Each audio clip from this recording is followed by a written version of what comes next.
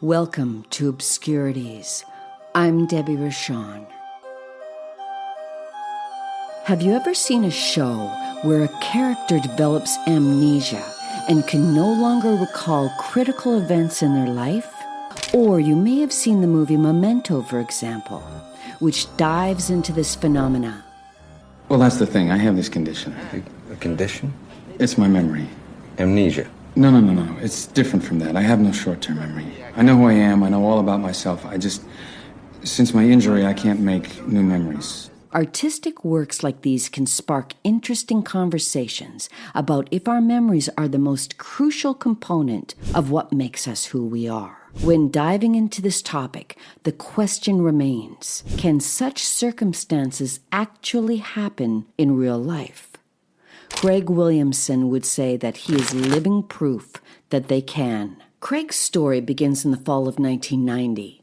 Craig was single at the time, divorced from his first wife, and in search of inner peace. His search likely led him to Port Townsend, Washington, to join a group he never met prior for a sweat lodge retreat. Sweat lodges date back to the Native Americans and a belief in sweating out toxins for spiritual growth and various health purposes. These dome-like shaped structures created for such ceremonies give similar effects to a sauna, though they are, in some cases, more powerful.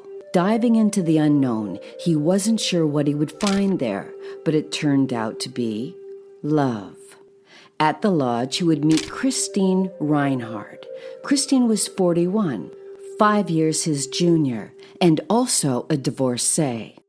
During the retreat, they would meditate together, explore their spirituality, and connect on a deeper level than they'd ever felt before. Naturally, they would continue to date following the getaway. Craig had such an overwhelming feeling that he had finally found the love of his life that only after a month into their relationship, he felt entirely committed to Christine. He asked for her hand in marriage. Without hesitation, Christine said yes, and they had a beautiful ceremony in nature, captured on film, and in the clip seen while researching this piece, you can truly see a deep infatuation on both of their faces. Craig had a love of the ocean and shared his dream job with Christine of becoming a fish farmer, harvesting exotic fish to high-end restaurants. At the time, tilapia was not wildly popular. It wasn't until the years that followed that it would become one of the top consumed fish in America. Craig saw himself ahead of the curve and looked into acquiring these fish indigenous to Africa and what it would take to create a successful business. Neither Christine nor Craig were tied to a career, and when Christine let her husband know of a plot of land now available in Wisconsin, he jumped at the opportunity to get his business idea off the ground with her there. Christine loved the idea, and her parents tipped her off on the land being for sale. It would be exciting for Christine to live near her parents. Christine's parents were also happy about this, exemplified by their lending a generous $160,000 to start the business. The couple borrowed an additional $255,000 from the bank and also had $80,000 of their own saved up, totaling nearly $500,000 to get their tilapia farm started.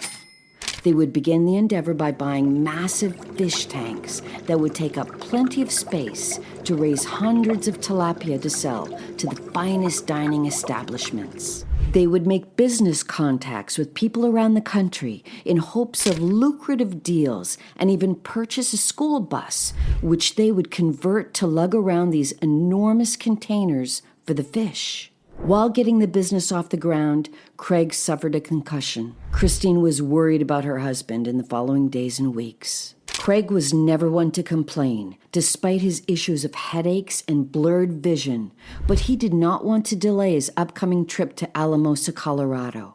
There was a woman in the region with whom he had a business deal, and to make it happen, he needed to make a long drive in their bus to haul tanks and various equipment. Although Christine was hesitant to agree to him making the trek while she stayed home. She would reluctantly give him her blessing as long as he stayed in touch while on the road to ease any of her worries. On August 27, 1993, Craig loaded the school bus and set out on the long haul to Colorado. He brought $2,500 to purchase materials from the woman in Colorado, including backup generators.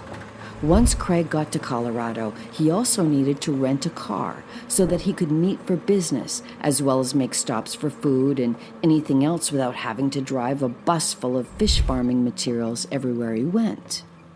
Craig stayed at a motel in Colorado Springs, in room 112, and upon arrival, he'd call Christine to let her know that all was well. He also asked a favor, if she could call his room and wake him up the following morning so he wouldn't be late for his important business meeting. She agreed to do so. But that very next morning when she called, no one answered the phone, which was unlike Craig, especially since he had requested the call. Immediately, Christine sensed that something was very wrong.